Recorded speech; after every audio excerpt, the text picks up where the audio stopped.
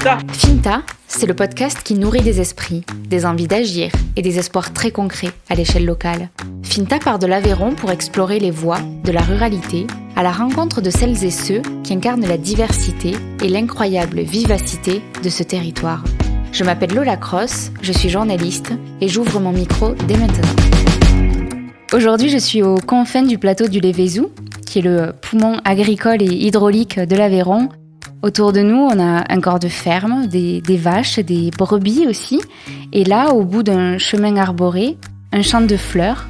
Nous sommes à Veillac, première ferme florale du département, avec sa fondatrice Camille Singlet-Jalibert. C'est en découvrant Camille sur le marché de Rodez que je me suis posé la question pour la première fois. Comment sont produites les fleurs que l'on aime tant s'offrir ? Et j'ai découvert un sujet passionnant en me posant cette question-là. C'est une question qu'on va aborder tout de suite avec Camille. Bonjour Camille. Bonjour. Merci de m'accueillir chez toi. Avec grand plaisir. Merci à toi de venir me voir. Ouais, est-ce que tu peux me dire alors où on se trouve et qu'est-ce qu'il représente cet endroit pour toi ? Alors on est à Veillac. Veillac en fait, c'est avant tout la ferme familiale d'Emilien, mon mari. Donc, on a aménagé ici en 2008. On a retapé un vieux corps de ferme, une ancienne porcherie en maison d'habitation. Du coup, ça représente mon lieu de vie. Ça représente depuis une petite décennie le jardin de Veillac. Voilà. Donc un jardin qui a démarré d'abord avec des légumes et puis petit à petit avec des fleurs. C'est une famille d'agriculteurs depuis toujours ? Oui, c'est ça, ouais. Donc ils ont des vaches essentiellement ? Donc des vaches au braque, donc un cheptel qui a été démarré par son grand-père et que Emilien a repris avec passion. Donc Emilien, son truc, c'est vraiment l'élevage de vaches. Il y a des brebis lait, brebis viande et puis des cultures. Donc une ferme assez une ferme polyvalente pour le coup. Oui, c'est ça, ouais. Avec une belle approche de conservation du sol, avec le semi-direct. Voilà. En 2 mots, conservation du sol, tu peux nous l'expliquer ? C'est le semi-direct, c'est le non-labour en fait. Donc c'est une approche culturelle qui respecte vraiment la structure du sol. Et donc toi, tu arrives en 2003 en Aveyron, Oui, c'est ça. Je me suis bien renseignée. Tu viens de Toulouse ? Oui. Pourquoi tu arrives à ce moment-là et comment ? Écoute, j'arrive pour une raison très simple, pour y rejoindre Emilien. Donc en fait, je suis arrivée au Vibal d'abord. Donc mon entrée en matière aveyronnaise s'est faite au Vibal et franchement, je pouvais pas rêver mieux, quoi. C'est un super village avec des habitants incroyables. C'est un peu le village de la tolérance et de la liberté, tu vois. Enfin, personne n'est étranger au Vibal, donc vraiment, j'ai adoré, quoi. Et puis, comme je te l'ai dit, après, on a aménagé ici en 2008, parce que j'aspirais vraiment à ce mode de vie depuis toujours, quoi. Depuis toujours, je savais pas forcément ce que je voulais faire, mais je savais où je voulais être. Donc voilà, c'était la vie à la campagne et c'est un changement que j'ai très très bien vécu. Qu'est-ce que tu faisais avant à Toulouse ? Écoute, pour faire court, en fait, j'ai un parcours un peu rigolo, mais avec le recul, finalement, ça se tient, quoi. C'est-à-dire que je suis passée un peu des beaux-arts à l'agriculture, quoi. J'ai fait un BTS agricole. Et au final, je me retrouve à cultiver des fleurs et à faire des bouquets. Donc, tu vois, pour le coup, bon. Mais il a fallu quand même un certain temps pour modeler et affiner mon projet, quoi. En fait, la vocation, c'est un truc qui vient pas comme ça. Mm-hmm. Et c'est le fait de me retrouver ici avec de la terre, quoi, avec une matière première, ça a vraiment éveillé une passion. Une vocation. Ouais. Là, tu dis que tu as fait un BTS agricole ? Oui. Et il y a des spécialités dans... Alors, c'était très général, en fait. C'était un BTS général. Okay. Analyse et conduite de systèmes d'exploitation. Ok. Donc, j'y suis allée. En plus, j'avais même pas de projet professionnel trop précis. C'était vraiment pour mettre un pied dedans, quoi. Elle remonte à où, cette envie de retour à la terre ? Parce que si tu as grandi en ville, a priori. Écoute, j'ai grandi en ville, mais j'ai passé toutes mes vacances à la campagne et à la montagne dans les Pyrénées ariégeoises. D'accord. Voilà. Alors, je suis issue d'une famille nombreuse avec beaucoup d'oncles et tantes, beaucoup de cousins du même âge. Donc, Donc voilà, les vacances, c'était dans cette grande maison familiale dans le Tarn. Moi, ça m'a évidemment, ça m'a imprégné, ça m'a influencé pour toujours, quoi. C'est ce que tu dis, hein, que tu es passionné d'environnement, de nature, Ouais, d'écosystème, ouais, ouais. biodiversité. Je te dis, c'est depuis vraiment super longtemps, je savais que je voulais vivre à la campagne, au rythme des saisons, proche de la nature. Voilà, c'est déjà pas mal. Donc en 2008, tu t'installes ici, tu commences par le maraîchage, hein, par la culture de fruits et légumes. Ouais, en 2011. En 2011. J'ai attaqué le maraîchage. Ok. Donc là, tu avais quoi comme fruits et légumes sur la ferme? Que des légumes. Que des Donc légumes. c'était vraiment le maraîchage, ça a toujours été une installation très très progressive. Je suis partie un peu en autodidacte en la matière, quoi, sur un tout petit terrain. Et puis petit à petit, j'ai agrandi jusqu'à vouloir m'installer vraiment, comment dire, à titre principal, quoi, en 2017. Donc avec dossier de subvention, plan de financement, etc., quoi. Mhm. Et donc c'est là où du coup j'ai fait l'acquisition d'un terrain supplémentaire de 8000 mètres carrés. D'accord. Et c'est un peu là que ça a été le déclic du coup pour tester des cultures florales. Ouais. Tu t'y consacres maintenant exclusivement 100% fleurs, ouais. depuis 2018. Non, depuis l'an dernier. Depuis l'an dernier. Oui. D'accord. En fait, c'est le Covid qui m'y a poussé. Ouais, c'est-à-dire, qu'est-ce qui s'est passé? Ce qui s'est passé, c'est que à un moment donné, je croyais au système double production, donc fleurs-légumes. Et donc en 2019, 2019, ouais, je m'étais spécialisée dans des productions de légumes pour les restos, voilà, pour simplifier un peu les circuits. Et donc je m'étais dit, ben voilà, au moins c'est des circuits simples. À côté, tu fais de la fleur et tout ça. Et au premier confinement, les restos ont arrêté de bosser, quoi. Donc Il fallait trouver une issue. Voilà, je me suis dit, les légumes, c'est fichu pour cette année. Et je crois qu'au fond, j'avais vraiment envie de faire que de la fleur. Donc tu avais commencé depuis quand, en fait, à planter quelques fleurs? En 2018. Ok, c'est ça le début. Ouais, voilà. 2018, quelques planches de fleurs. 2019, moitié-moitié. Et donc 2020, l'an dernier, que de la fleur. Tu bascules. Ouais. La fleur, d'où ça te vient cette idée? C'est parce que toi, tu aimes les fleurs personnellement ou... Ouais. Quand j'ai aménagé ici, comme je te disais, si tu veux, le fait d'avoir tout ce terrain, ça m'a vraiment donné envie de végétaliser à fond. Donc, au-delà du projet maraîcher, si tu veux, je me suis vachement consacrée à mon jardin d'ornement. Donc, j'ai adoré ça. Donc, je me suis intéressée à tout, aux fleurs, aux plantes vivaces, au paysagisme et tout. En fait, le maraîchage, pour moi, c'était une façon, si tu veux, de pratiquer l'agriculture avec un concept assez simple, c'est-à-dire de vendre de l'alimentaire, quoi. Mhm. Mais d'entrée de jeu, j'aurais pu faire des fleurs. C'est vraiment un projet qui remonte à il y a super longtemps. Mais j'ai pas osé. En fait, j'ai pas osé parce que c'est vrai que la fleur, déjà, elle n'est pas super présente sur la scène agricole. Hein. Et pour cause, tu vois, on dit que 80% des fleurs utilisées proviennent de l'étranger. Donc ça fait un peu peur. Donc je me suis dit, voilà, se lancer dans une filière qui court à sa perte, est-ce que c'est une bonne idée? Donc voilà, et puis on a toujours l'impression que les fleurs poussent chez les fleuristes. Enfin, je sais pas, j'y croyais même pas, quoi. Oui, c'est sur ça, je te rejoins. On y reviendra Tu vois, à tout le marché, mais oui. Je savais pas à qui les vendre. Je me disais, mais personne ne va t'acheter des fleurs. Puis j'avais pas de modèle en tête, en fait. Ça a été une découverte un peu plus tard, tu vois.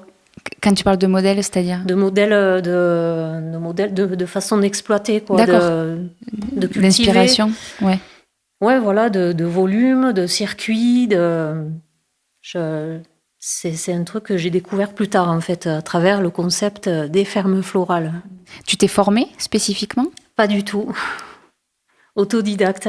Ok. En fait, comme je te l'ai dit, j'ai eu les enfants super jeunes et c'est vrai que ça a toujours été hyper compliqué pour moi de m'absenter pour partir en stage, pour tu vois, de tout laisser en suspens pour me former.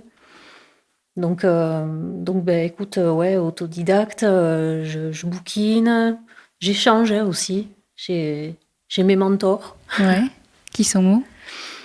Ah, j'en ai une qui est en Bretagne, qui s'appelle Emeline. Et en fait, voilà, on s'est découvertes sur Instagram, on a vachement communiqué. Et on s'est rencontrés, elle est venue, et vraiment, super rencontre et super échange. Franchement, sans elle. Ouais, c'est un super soutien parce que... Mais c'est une ressource de dingue, quoi. Oui, parce que quand je dis que t'es la première ferme florale en Aveyron, t'es surtout et encore la seule. Oui. Donc voilà, vers qui se tourner quand on a des questions. C'est quand même ancré ici en Aveyron, l'échange entre agriculteurs. Les éleveurs échangent beaucoup. Il y a, c'est peut-être cliché, mais les marchés bovins, tout ça, qui permettent de se rencontrer, d'échanger sur des pratiques d'élevage. Toi, t'as personne vers qui te tourner. Voilà, il n'y a personne. Oui, forcément, c'est pas du tout un département horticole, il n'y a aucune filière. Mais après, les choses bougent aussi. Donc, il y a, je ne sais pas si tu connais le collectif de la fleur française. Mm-hmm. Donc, c'est une association qui a été créée en 2017, en fait, et qui regroupe tous les acteurs de la filière horticole autour d'un même but, donc revaloriser la fleur française de saison. Et grâce à ce collectif, ça aussi, c'est une super ressource donc, pour pouvoir échanger. Oui, ils ont écrit tout un manifeste que j'ai vu sur... c'est un peu comme on a fait le cheminement avec l'alimentation, la slow food. Là, on est sur la slow flower, vraiment pareil. sur retrouver la saisonnalité, retrouver la diversité des essences locales.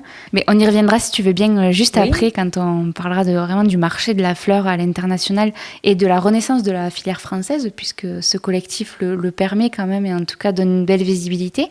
Il y a juste une chose, moi, qui m'intrigue, c'est qu'ici, on est à 800 mètres d'altitude. Oui. Ça paraît fou d'avoir des fleurs à 800 mètres d'altitude. Enfin, ça fait partie de la grosse contrainte et du gros challenge. Ouais. Mais de toute façon, c'était pareil avec les légumes. C'était la même galère. Ouais. Comme je suis autodidacte, comme je te l'ai dit, en fait, dans ma recherche documentaire, dès le départ, même avec les légumes, en fait, j'ai toujours regardé du côté du Canada, quoi. Ah ouais. Et au Canada, il y a des fermes florales aussi. Donc c'est possible. Oui, c'est possible. Mais bon, après, évidemment, c'est pas facile, quoi. Ouais. 800 mètres d'altitude, faudrait pas plus. Quelle variété est-ce que tu as, toi, ici ? En fait, je cultive des plantes à bulbes, des vivaces, des annuelles. Toutes fleurs qui se cultivent en climat tempéré. Après, évidemment, j'irai jamais m'aventurer avec de la fleur tropicale ou des cactus, quoi. Ça n'a pas de sens. Non. Donc, tu peux me citer des noms de vivaces, d'annuelles ? Les vivaces, la pivoine, la rose, le lupin, l'échinacée. La vivace, c'est une plante qui est implantée et qui ressort tous les ans. Mm-hmm. Donc, il y a une souche dans le sol qui ne bouge pas. Et l'hiver, elle disparaît. Elle dort, et puis au printemps, elle réapparaît. Donc, tu as combien de variétés différentes, là ? Tout confondu, peut-être une 50aine, après je ne sais pas. Et par rapport au sol, est-ce qu'on peut cultiver la fleur sur tous les sols ? Écoute, je ne sais pas. Moi, j'ai tendance à dire que tout est possible. Mais après, tout peut être beaucoup plus compliqué. Donc, sur un sol difficile, il va falloir bâtir un sol. Donc, oui, tout est possible, mais il faut savoir si on veut pouvoir en vivre ou pas. Tu vois, c'est comme si elle était cultivée à encore plus d'altitude, ça ferait des gelées plus tardives au printemps, plus précoces à l'automne, une saison plus courte. Donc, bon.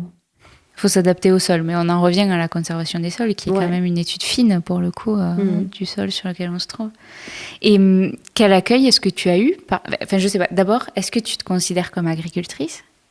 Mais écoute, moi, je suis chef d'exploitation, affiliée à la MSA, donc en théorie, je suis agricultrice. T'es dans la case ? Je suis dans la case. Moi, je dis que je suis floricultrice. Ouais. Voilà, je cultive la fleur et puis je la valorise aussi à travers des bouquets. Mm-hmm. Oui, tu as cette partie aussi de transformation. Oui, c'est ça, ouais. Si on était dans une autre branche de l'agriculture. Et quel accueil est-ce que tu as eu alors de la part des agriculteurs du Lévézou d'abord ? Écoute, je me suis toujours sentie soutenue dans mon projet. Donc un bon accueil. Et puis, Sans ma belle famille, je ne serais pas là en train de parler avec toi et ni de faire ces fleurs. Donc, j'ai toujours été soutenue, ça. Et même de la part de la clientèle locale, quoi. Il y a des gens du coin qui viennent chercher des bouquets. Donc, Qui viennent à la ferme? ouais, qui viennent à la ferme. Le vendredi, je précise. Ah ouais, c'est l'occasion de le dire. Pas un autre jour. Ouais. Comment elle s'organise ta semaine parce que tu as le marché de Rodez le samedi matin? Oui, c'est ça. Bah alors en fait, on va dire que le plus gros des ventes, ça se passe le week-end avec la fleur. Voilà, c'est comme ça. Donc je fais une espèce de rétro-planning en fonction de ce qui m'attend le week-end. Donc bon, tous les samedis il y a le marché, mais il peut se greffer aussi un mariage ou voire deux. Donc quand c'est comme ça, ben, je démarre ma récolte au moins le mercredi, quoi. Le jeudi aussi, et après c'est confection des bouquets à l'atelier le vendredi. Et après cette année, ben, je suis en train de développer un créneau dans la fleur séchée. Donc ben, du coup maintenant j'occupe ma semaine entière. Et ouais. Donc c'est récolte, séchage, etc. Et ça te permet, toi, de diversifier la vente derrière toute l'année, enfin pour le coup. Oui, c'est ça. C'est exactement ça l'idée, en fait. Ça me permet de lisser, en fait. Tu tiens l'hiver. Voilà, comme la saison est assez courte, vu qu'on est en zone de montagne, ben, ça me permet de bosser l'été, quoi. Et du coup, de valoriser ma production à Noël, en janvier, février. Enfin, l'idée est là. Ok. Donc, tu es encore en train de le mettre en place, j'imagine. Oui. J'essaie de développer des stratégies par rapport au climat et puis par rapport aussi au fait que l'été, beaucoup de gens partent en vacances. Donc ça aussi, c'est un paramètre qui est un peu... Qu'il ne faut pas oublier, ouais. Ouais, voilà, qu'il ne faut pas oublier. Beaucoup de gens partent en vacances, donc ça fait une grosse chute des ventes. Donc au final, il reste quoi? Les mariages, parce que les gens se marient l'été, et la production de la fleur séchée. Alors là, c'est le moment où je vais contextualiser le marché de la fleur dans le monde, puisque moi, j'ai tout appris, vraiment, en préparant l'entretien avec toi. Donc déjà, en cherchant beaucoup grâce au collectif de la fleur française dont tu parlais, qui est quand même une bonne mine d'informations en ligne pour en apprendre plus. Cet été aussi, tu as fait la une du magazine Village. Oui. C'était très chic. C'était un dossier consacré au retour de la fleur locale. Donc voilà, avec un tour de France des fermes florales comme toi, avec la fondatrice du collectif de la fleur française qui donnait des éléments de contexte. Enfin, vraiment, le dossier était super complet. Moi, j'y ai appris plein de choses. À commencer par le fait que le marché de la fleur est un marché très spéculatif. Ça s'organise entre les fleuristes et des grossistes sur une plaque tournante qui se situe à peu près toujours aux Pays-Bas. La fleur, on la produit beaucoup en Inde, en Afrique, en Amérique latine, oui. Si je comprends bien comment ça se passe. Et en France, aujourd'hui, il ne reste que 400 horticulteurs, quand il y en avait encore 8000 en 1985. C'est hallucinant. Donc 400 sur 8000. Oui. Donc c'est assez hallucinant. On estime que 90% des fleurs vendues en France sont importées. Et ça monte même à 99% pour les roses. J'ai aussi noté qu'on retrouve dans les fleurs importées 25 molécules chimiques interdites en Europe. Donc ils se retrouvent dans nos bouquets, aussi mignons soient-ils, au milieu de la table. J'ai aussi appris qu'une fleur qui est par exemple produite au Kenya sera coupée 7 à 10 jours avant d'arriver chez le fleuriste en France. Donc plus la durée en vase chez le... Plus la durée en vase chez le fleuriste, c'est-à-dire que c'est des fleurs qui sont gavées d'engrais, de pesticides. Donc elles sont plongées dans un bain fongicide pour ne pas pourrir pendant le trajet en avion. Ça donne à réfléchir. Donc j'ai aussi... qu'est-ce que j'ai appris d'autre? Oui, et après je suis revenue donc vraiment avec le collectif de la fleur française qui milite pour une vraie pédagogie, une vraie information autour de la production florale, justement parce que le collectif regrette que le lien entre le producteur et le fleuriste soit rompu, et encore plus avec le consommateur. C'est ce que tu disais tout à l'heure. On a l'impression que les fleurs poussent chez le fleuriste. On n'imagine pas qu'il y a quelqu'un derrière, encore moins un agriculteur. Le collectif milite aussi pour revenir à la saisonnalité des fleurs, pour repenser les fleurs. Mais comme les fruits et légumes, on y arrive à peine. Mais Oui. Je pense que ça commence de bouger. Les mentalités évoluent. Ouais, ça, on prend Mais conscience. c'est que le début, quoi. Ouais, et on a vu que ça pouvait prendre du temps avec les fleurs et les fruits et légumes, pardon. Ben, ça fait penser, moi, la fleur, actuellement, elle me fait penser aux légumes il y a, je dis peut-être n'importe quoi, il y a 10, 15 ou 20 ans, quoi. Maintenant, sur le marché, tu sais, tu as tous les chefs gastro qui vont faire leur petit marché, et puis la carte, elle est faite en suivant. Ouais. Chez les fleuristes, non. C'est l'inverse. Oui, en fait. On choisit la fleur à la carte chez le grossiste Et peu importe d'où ça vient, quelle saison c'est. Et j'ai relevé aussi que, en fait, vouloir des roses à la Saint-Valentin, c'est comme demander des fraises à Noël, quoi. Mhm. Enfin, vraiment, ça n'a pas de sens. Parce que la rose, c'est une fleur plutôt du printemps. Oui, c'est ça. C'est ça, hein. Ouais, qui démarre au printemps. Parce que oui, puisqu'on est sur la saisonnalité, moi, j'ai fait un petit mémo sur les fleurs de saison. Alors là, on entre dans l'automne. Donc, l'automne, on peut trouver des anémones, des chrysanthèmes. Oui, alors les anémones, elles démarrent à l'automne, mais chez les horticulteurs du Var, quoi. Chez moi, non. Ah, elles arrivent quoi? Pour l'hiver, chez toi?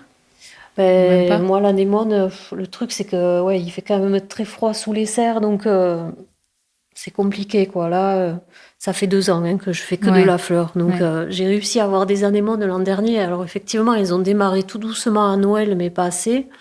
Et puis, elles ont donné le plus possible à partir de mars-avril, en fait. Ok.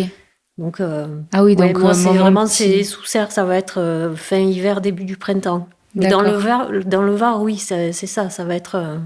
Oui, d'accord. Donc mon petit mémo, il est Si, français, mais il est pas aveyronnais, quoi. Ben non, mais bon, en même temps, qui cultive en Aveyron des fleurs, des C'est anémones, vrai. quoi. Donc il faudrait que tu fasses le calendrier des fleurs aveyronnaises. Voilà. C'est ta mission pour les prochaines années. Donc l'idée évidemment de relocaliser la production, c'est de se recalquer sur le rythme de la nature, c'est de redécouvrir la diversité de la fleur française aussi et de ses variétés. C'est de sortir des bouquets standardisés. Voilà, on va chez le fleuriste, on sait déjà ce qu'on veut. C'est l'idée de se relaisser surprendre un peu et d'apprécier la saisonnalité. Enfin, et puis remettre au goût du jour un peu les fleurs des jardins de nos grands-mères. Ouais. Parce qu'au marché, souvent, c'est ça que j'entends. Les gens me parlent des fleurs en disant « Ah, il y en avait dans le jardin de ma mère ou de ma grand-mère ». Parce que c'est des fleurettes, entre guillemets, qui tiendraient jamais le transport en avion ou quoi que ce soit. Et qui, de la ferme florale au marché de Rodez, tiennent très bien. Donc... Et donc, il y a aussi l'idée de gagner en biodiversité, parce que voilà, on attire des insectes pollinisateurs. Enfin, c'est vraiment un cercle vertueux. Il y a une dernière chose, un dernier élément de contexte que je trouve intéressant, c'est que la production de fleurs, elle reste assez opaque dans le monde, au-delà de tous les produits chimiques qui sont utilisés, mais aussi sur la main-d'œuvre, parce qu'il y a des gros soupçons d'exploitation de la main-d'œuvre, notamment dans des pays d'Afrique et d'Amérique latine.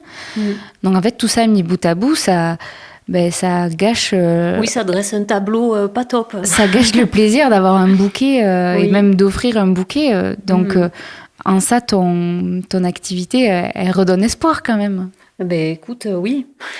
Donc, t'es pas la seule en France. Vous êtes plusieurs là, à remonter des petites fermes florales, justement. Oui. Ça commence. Bon, après, ça reste petit, évidemment, à l'échelle nationale, mais...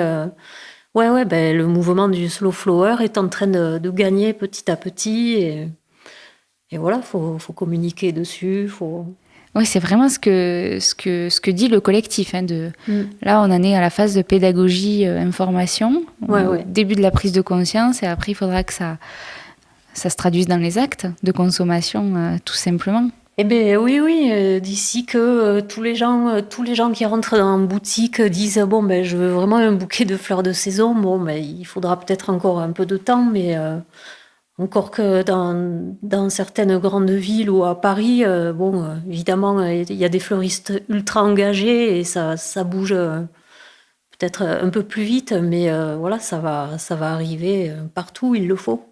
Toi, tu as quelle relation là, avec les fleuristes locaux? Est-ce que tu as tenté des approches? Ouais, j'ai tenté des approches. Je bosse un peu, mais vraiment très, très, très, très peu, quoi. Ça représente pas beaucoup, mais... Peut-être qu'ils ont juste besoin aussi de savoir de se poser la question de l'origine de leurs fleurs et de remettre en question. Parce que là, on est vraiment, comme je disais, sur un marché spéculatif. Donc, c'est-à-dire qu'il y a des cours. Quand on approche de Noël, de la Saint-Valentin, de la fête des mères, il y a des cours qui s'envolent. Enfin, peut-être qu'ils sont un peu aussi piégés par leur organisation avec les grossistes, je sais pas. Oui, mais bon, après, c'est un peu le serpent qui se mord la queue, c'est la demande aussi, quoi. Je pense que ça viendra avec ça. Ouais. Je crois qu'il faut vraiment éveiller les consciences et que les gens aient cette demande. Toi, au début, quand tu choisis d'expérimenter la fleur puis de t'y consacrer l'an dernier, quelle conscience est-ce que tu as de cette réalité de la production des fleurs dans le monde? Tout ce que tu viens de dire. Tu le savais? Bien sûr. Ouais. Oui. Ok. Comment tu l'as su? En lisant, en me renseignant. Ok. Et après, c'est vrai que il y a quelques années, quand je faisais des recherches internet en tapant ferme florale ou fleurs bio, c'était le désert. C'était hallucinant, quoi. Je me disais, mais attends, c'est pas possible. Et où est-ce que tu as trouvé l'info alors? Eh bien, je te dis, j'ai découvert donc le mouvement du slow flower et des fermes florales. Ce mouvement, il est né dans les années 2000 quand même. Mm-hmm. Et donc des fermes florales aux États-Unis, au Canada, en Angleterre. Et donc, j'ai découvert comme ça des systèmes qui ressemblaient exactement à ce que je faisais avec les légumes, mais avec des fleurs. Donc, des systèmes à échelle humaine. Tu vois, avec plein de variétés, donc qui respectent les saisons, en bio, avec de la vente directe. Je connais même une ferme florale au Canada qui passe toutes ses fleurs en système AMAP. Ah ouais? Ouais. Tu constitues ton panier de fruits et légumes et tu rajoutes le bouquet? Non, même pas. Non. Des bouquets vendus sur abonnement. Ah, ok. Mais moi, je le fais, les abonnements, mais c'est sous forme de carte cadeau. Donc, en fait, les gens les achètent comme ça. Mais là, en gros, la récolte, elle est prévendue, quoi. D'accord. Donc, t'imagines un peu l'engagement de la part de la communauté. C'est génial. Ouais, c'est génial. Toi, dans l'idée, tu savais que tu voulais faire de la vente directe, être sur les marchés, ou est-ce qu'il y a l'idée de travailler avec des fleuristes, peut-être avec... Ouais, j'ai expérimenté. Alors, les fleuristes, je l'ai fait la première année en 2018 et ça a été très compliqué parce que déjà, c'était ma première année et j'avais pratiquement rien sous abri. Donc, c'était que du plein champ. Ça arrivait mi-juin, fin juin. J'ai fait 3 livraisons et puis après, ils m'ont tous annoncé qu'ils fermaient boutique parce qu'il y avait les vacances. Donc, bon, voilà. Mais après, j'ai jamais lâché le marché. Alors, ça a été super dur au début. Parce que quoi? Parce que je sais pas. J'ai l'impression que les gens pensaient que j'étais là pour décorer, quoi. Ah oui, parce que tu es la seule à vendre des fleurs, peut-être. Ouais, c'était un peu improbable. Sur la place du Bourg? Oui, c'est ça. Je sais pas trop. Ça a été. Bon, après, j'avais une toute petite production, donc j'étais pas non plus très bien achalandée. Et ça, c'est vrai que quand t'es pas trop visible. Et puis, de toute façon, sur un marché, quoi que tu vendes, il faut compter 2 ans, quoi, pour se faire une clientèle. C'est super long et difficile. Ouais. Montrer patte blanche. Ouais, voilà. Mais de fil en aiguille, maintenant, ça y est, j'ai fidélisé des clients et voilà, je fais mon marché et je vends mes fleurs. Alors, plus ou moins bien. Hein. Alors, au printemps, ça marche très bien. Après, l'été, c'est vrai que c'est un peu difficile. Après, c'est une vente qui est très tributaire de la météo et de l'humeur des gens. Ah, c'est sûr. Ça nourrit pas, donc... Voilà, non, mais si tu veux connaître l'humeur globale, tu vois, des habitants, tu regardes le stand des fleurs et... Ça vaut mieux qu'un sondage d'opinion. Mais la météo, là, c'est assez fatal. Autant chez mes collègues maraîchers, tu vois, ils vont perdre peut-être 3 ou 5% de chiffre d'affaires, quoi. Mais alors moi, le chiffre est divisé en 2. Donc, après, il y a la fête des mères, là forcément... ça cartonne. Là, il faut pas la louper. Il ne faut pas que je me casse un bras. Et là, tu commences même la vente en ligne avec les bouquets de fleurs séchées, c'est ça? Alors, c'est pas des bouquets, c'est des bottes, c'est du vrac. Cette année, je fais ça. Donc, évidemment, ça s'oriente plus vers les professionnels parce que c'est de la vente en grande quantité. Donc, pour le moment, je fais ça parce que j'ai trop de boulot pour faire de la vente au détail. Après, je verrai. Je teste, tu sais, je suis toujours en phase... Quand tu dis que ça s'adresse aux professionnels, c'est qui les Aux professionnels? fleuristes. Ah, aux fleuristes, Et d'accord. oui, donc Ouais, finalement, ouais. en fait, si, cette année, je bosse vachement avec les fleuristes, mais de partout en France. Ah ouais. Ouais. Ils sont en demande de fleurs séchées. Enfin, c'est une Ouais. tendance quand même. Ouais, alors voilà, c'est la grande mode. Ouais. La fleur séchée. Bah, moi Et qui n'ai pas la main verte, j'adore les fleurs séchées. ce qui est magique, c'est que c'est très à la mode auprès des jeunes, mais les mamies aussi adorent ça. Donc vraiment, ça rassemble toutes les générations. Oui, il y a eu une période où c'était très kitsch. C'était très ringard, ouais. Ouais. Et là, ça revient, c'est Ça très revient. poétique. Bon, maintenant, les Ouais. compos, évidemment, sont sympas, sont poétiques, heureusement, quoi. Quels sont donc tes futurs projets, là, Camille? Écoute, moi, j'essaie de me développer. Là, tu vois, je réfléchis à l'achat d'une serre. En fait, moi, à 800 mètres, c'est sous les serres que ça se passe. Et après, non, mais continuer ce que j'ai démarré, hein, le marché, continuer avec le marché, continuer avec les mariages. Je cherche pas à en faire des 100 et des 1000. Tu vois, là, j'en fais 10 ou 15 pour le moment par an, c'est parfait. Ça me va très bien. Parce que bon, ça vient se rajouter au marché de la fin de semaine Et t'es toute seule? et je suis toute seule. Bon, après, je me fais aider de manière occasionnelle, mais oui, je suis toute seule. T'aurais envie d'embaucher? Est-ce que ça fait partie des projets? Oui, ça fait partie des projets, oui. Bon, Camille, tu couperas pas quand même à la dernière question de Finta. C'est en quoi est-ce que tu crois? En la poésie.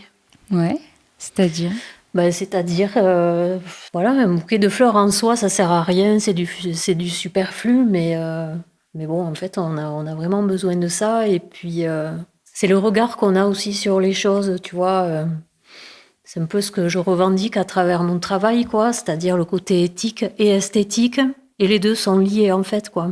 Mhm.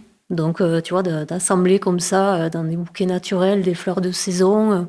Alors, évidemment, il y a un choix en amont de sélection de semences, de palettes et tout ça, quoi. Mais il y a aussi une grosse part d'aléatoire, hein. Quand je sélectionne mes semences, je me dis jamais, bon, ben voilà, à tel moment, ton bouquet va être comme ça. Pas du tout. Donc, je pense qu'on peut faire de très beaux bouquets avec du saisonnier et que peut faire des choses exotiques avec des formes, avec des branches, avec des assemblages de couleurs sans avoir besoin d'aller le chercher, Au Kenya. le faire venir en avion et lui faire 200 fois le tour de la Terre. Et en dehors des fleurs, où est-ce que tu la trouves, la poésie, dans ton quotidien? J'adore me balader et je suis une contemplative. Tu sais t'émerveiller de la nature, j'imagine? Ouais, la nature, la lumière. Puis en plus, depuis que je fais ce métier, ça me fait penser à une cliente dernièrement, tu vois, qui me disait depuis que je vous connais maintenant, je vais me balader, je fais des bouquets avec tout ce qui me passe sous la main, des graminées, des branches et tout. Alors, moi, je trouve ça génial, quoi. Et quand tu fais ça, t'as plus le même regard, en fait. T'es là, tu vois, tu trouves tout sympa, tout beau. Un terrain de jeu permanent. Ouais, c'est ça. Bon, après, le glaner, c'est un truc qui prend du temps et malheureusement, j'aimerais le faire plus parce que ça rajoute vraiment quelque chose au bouquet, quoi. Mais ouais, t'as déjà 5000 m² ouais, voilà. à gérer. Super, je te remercie Camille de m'avoir Avec reçue. plaisir, merci à toi. Merci, vous êtes arrivés au bout de ce nouvel épisode de la saison 2 de Finta. S'il vous a plu, parlez-en autour de vous, partagez-le à vos amis. C'est le meilleur soutien que vous puissiez apporter à Finta pour qu'il continue son chemin. Retrouvez Finta sur Instagram, sur Facebook ou sur LinkedIn pour ne rien rater des nouveaux épisodes et de leurs coulisses. Et si vous voulez recevoir chaque nouvel épisode directement dans votre boîte mail, vous pouvez vous abonner à la newsletter de Finta. On se retrouve dans 15 jours. D'ici là, gardez l'œil ouvert, soyez curieux. Est-ce que ça a été pas trop douloureux? Non, ça va. Tu appréhendais un peu? Ouais, et toi, tu t'en penses quoi? Moi, je pense que c'est parfait. J'ai appris plein de choses. J'espère que j'ai pas dit trop de conneries.